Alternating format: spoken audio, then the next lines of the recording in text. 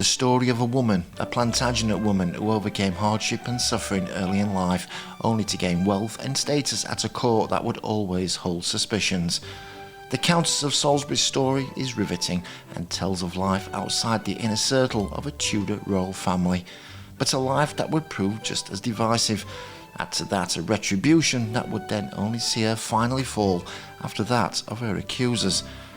But was she a plotter against the crown, and was the so-called evidence she possessed destroyed before her king and council incriminated her as a traitor? We now look at the life of Margaret Pole. Margaret was born at Fairley Hungerford Castle in Somerset. She was the only surviving daughter of George Plantagenet, the first Duke of Clarence, and his wife Isabel Neville, who was the elder daughter of Richard Neville, the 16th Earl of Warwick, and his wife Anne de Beauchamp, 16th Countess of Warwick. In a time of constant battles and family feuds, it would be her maternal grandfather that fell against her uncle, Edward IV, at the Battle of Barnet, a decisive engagement in the Wars of the Roses. Her father, who was already a duke, then became the Earl of Salisbury, yet it was Margaret's younger brother Edward, thanks to courtesy of the king, gained the title the Earl of Warwick, yet no peerage was given or ever created to cement the role. At the age of just 3, Margaret's mother died. However, her father, who took a very different view of events, which culminated in the deaths of 2 servants who he thought had poisoned his wife. In the meantime, George, her father, had been plotting against Edward IV, but this didn't go well and he was attainted and executed for treason. Margaret was just 10 years old, and as a start to life goes, you could say it was quite a traumatic one for her. When Edward IV died in April 1483, Richard was named Lord Protector of the realm for Edward's eldest son and successor, the 12-year-old Edward V. Arrangements were made for Edward's coronation on the 22nd of June 1483.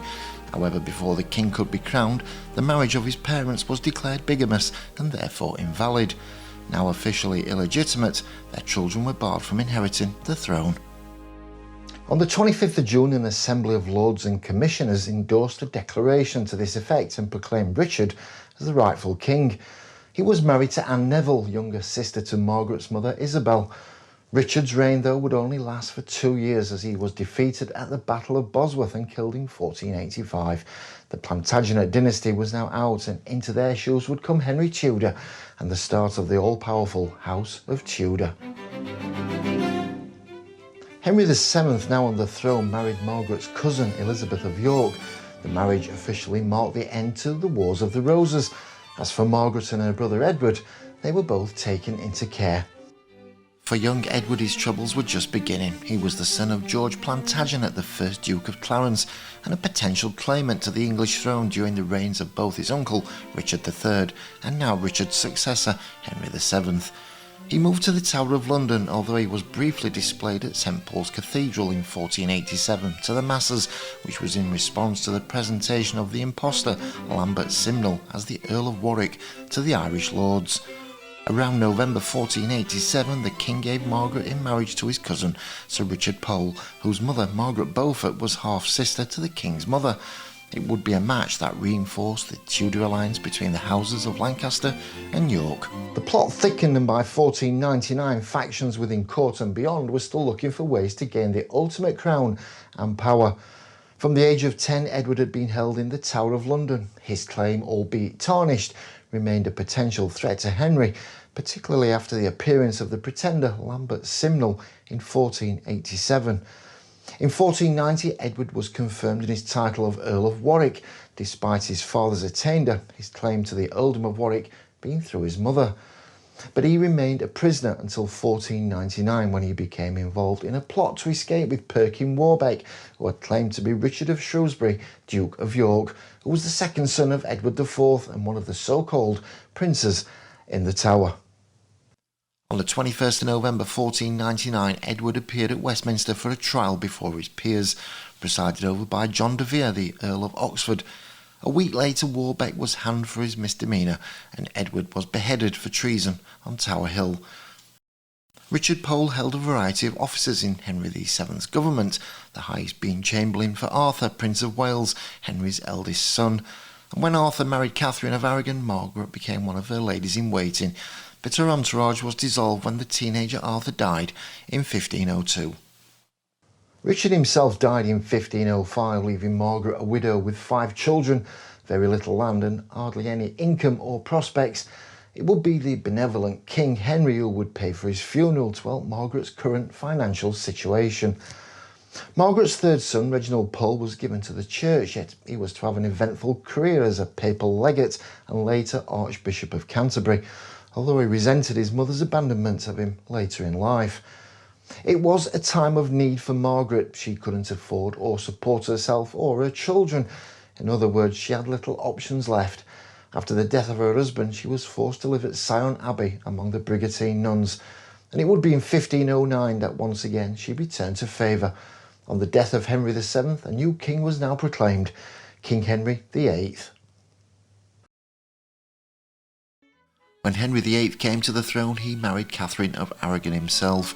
Margaret was again appointed one of her ladies in waiting, and by 1512 Parliament restored to her some of her brother Edward's lands of the earldom of Salisbury, but at a price of around £2,500.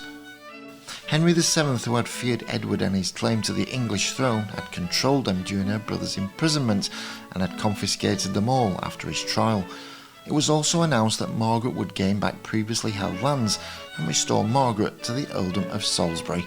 Life was on the up again now for Margaret, the new Countess of Salisbury, and she maintained her good luck and her lands, which enabled profits to soar. By 1538 she was regarded as the 5th richest peer in England, quite a stride forward for the once depleted family in which Margaret had so often tried to make ends meet. And now popular and confident with her new life, Margaret set about building on her recent success. It was also a time her children who could now grow into a more comfortable lifestyle. Her first son Henry Pole was created Baron Montague, another of the Neville titles. He regularly spoke for the family in the House of Lords.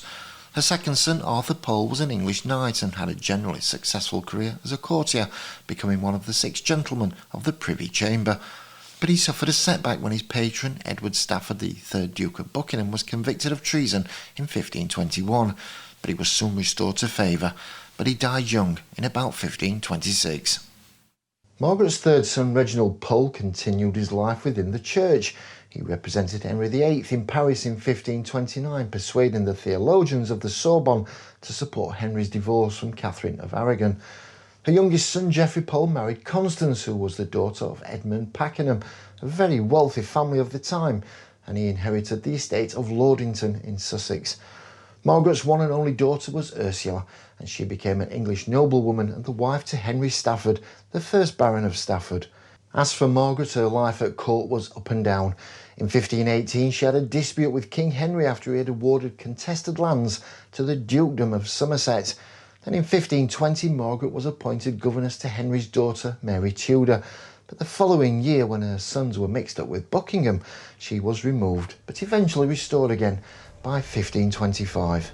In 1533 Mary Tudor was deemed illegitimate, her new title being the Lady Mary rather than Princess.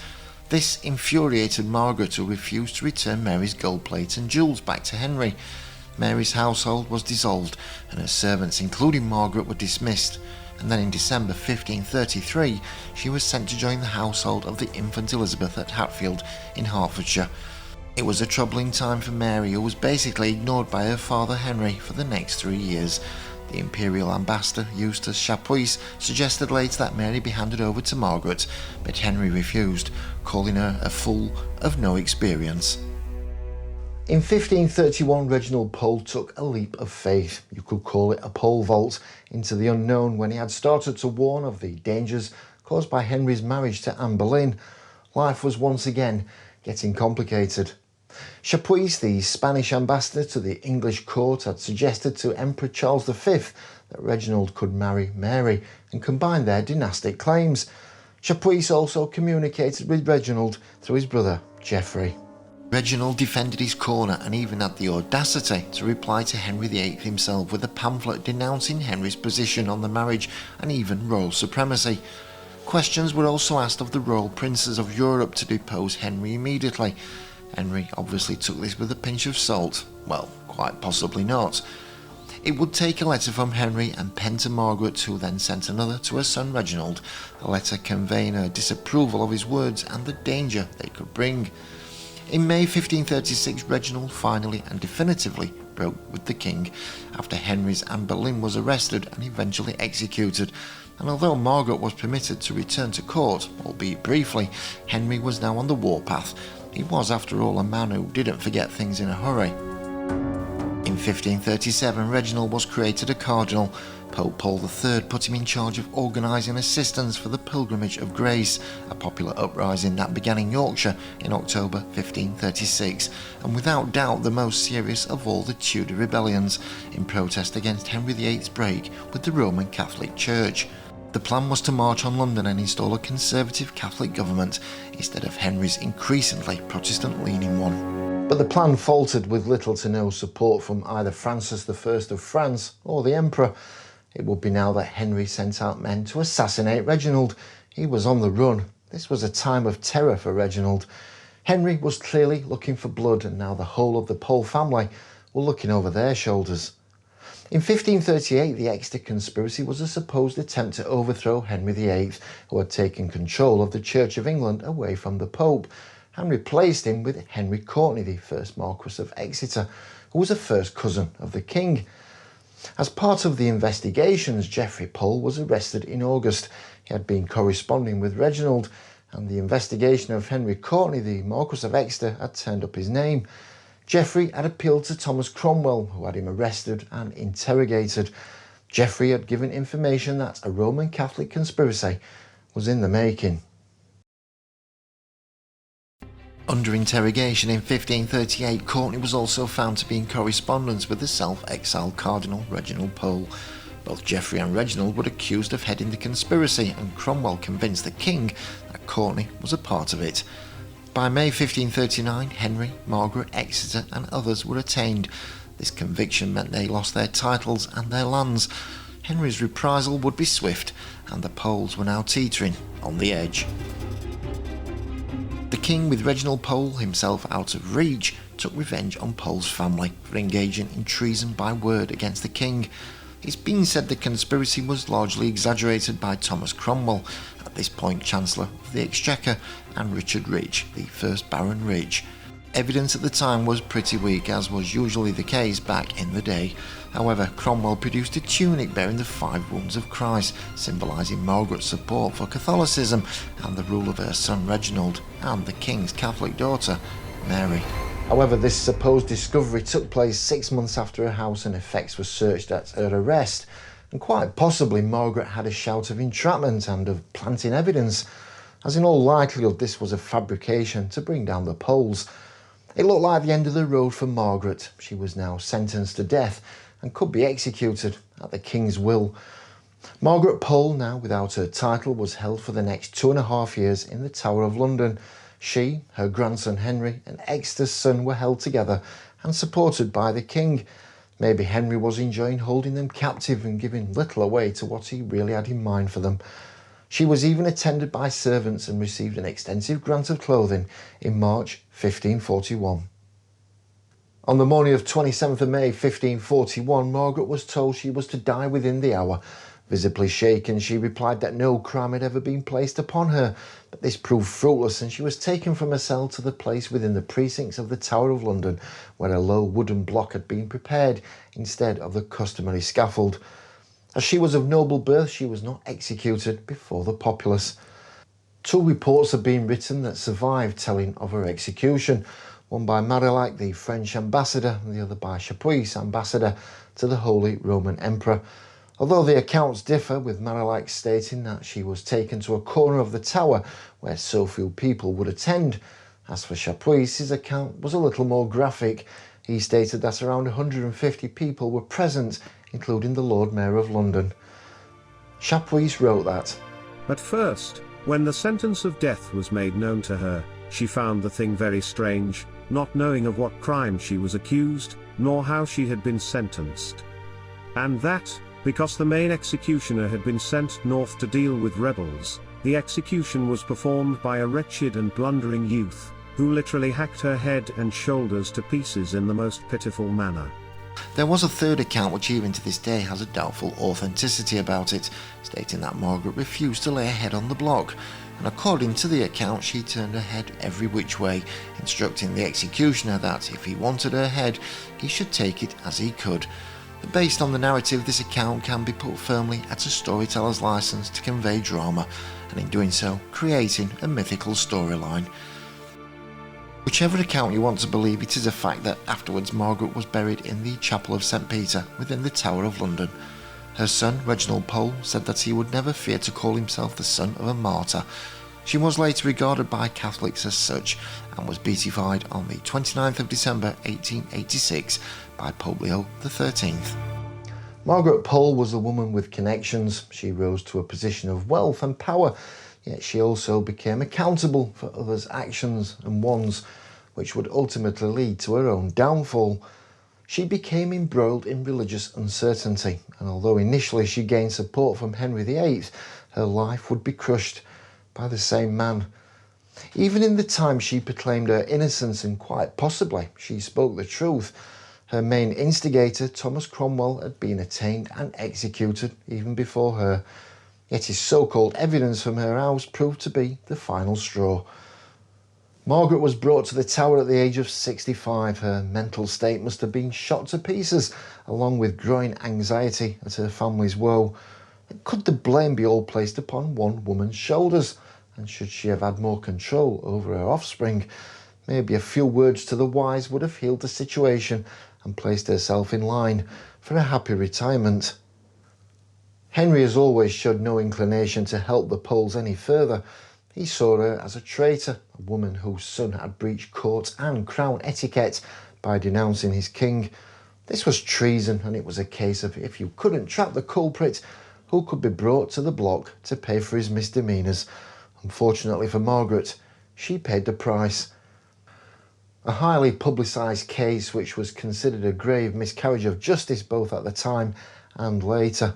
As for Reginald, after the death of Edward in 1553 and the accession of Mary I to the throne of England, this gave him the signal to return from exile as papal legate in 1554. He came back to England to receive the kingdom back into the Catholic fold, but he died in London during an influenza epidemic on the 17th of November 1558.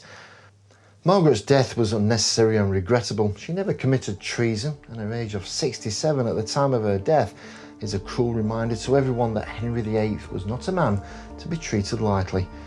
Margaret was caught up in the wider net of cloak and dagger activities of the time, and although once described by Henry as the saintliest woman in Christendom, words which would as per usual mean nothing, Margaret after all was a Plantagenet, yet she guided herself and her family through some of the most turbulent years under Tudor supremacy.